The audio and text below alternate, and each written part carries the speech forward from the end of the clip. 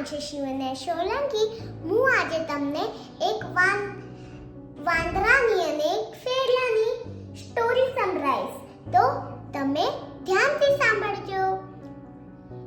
એક ગામમાં એક ફેરિયો હતો જે એક ગામથી બીજા ગામમાં ટોપીઓ વેચવા જતો હતો. અને એક દિવસના એને એવું વિચાર કર્યું કે હું એક દૂરના ગામમાં ટોપીઓ વેચવા જઈશ. તો પછી એને પોતાનું કામ ચાલુ કર્યું.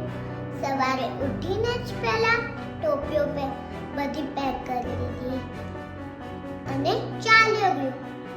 ચાલતા ચાલતા એક જંગલનો રસ્તો દેખાયો અને એને બહુ થાક લાગ્યો તો પછી એને એવો વિચાર કર્યો કે હું એક થડ પર સૂઈ જઈશ.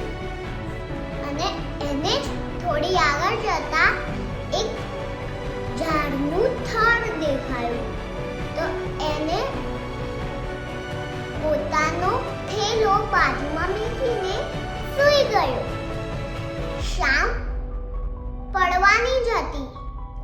શામ પડવાની હતી અને તેમાં જે ફેરિયાની આંખ ખુલી ગઈ.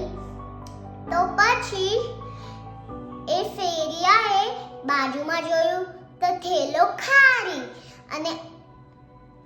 અને આમ તેમ જોયું તો કોઈ નજરમાં ના આવ્યું. તો પછી એને ઉપર જોયું તો 15 થી 20 વાંદરાઓનું ઝુંડ ત્યાં બેઠું હતું અને ફેરિયાની ટોપીઓ લઈને.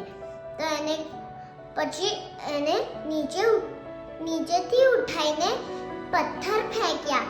તો એ વાંદરાએ ઉપરથી બધા ફ્રૂટ તોડીને એ ફેરિયાની ઉપર ફેંક્યા.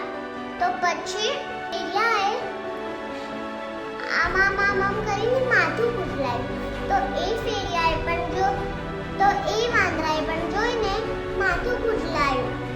તો પછી એને બગાસો ખાધો. તો એ પણ વાંદરાઓ બગાસો ખાધા. પછી એને સમજમાં આવ્યું કે આ નકલખોર વાંદરા છે. તો પછી એને એવું સોચ્યું કે હું મારી ટોપી ફેંકીને થેલીની ઉપર ફેંકીશ તો એ વાંદરા પણ એવું જ કરશે. એટલે એને ટોપી કાઢીને જલ્દીથી એની ઉપર ફેંકી દીધી.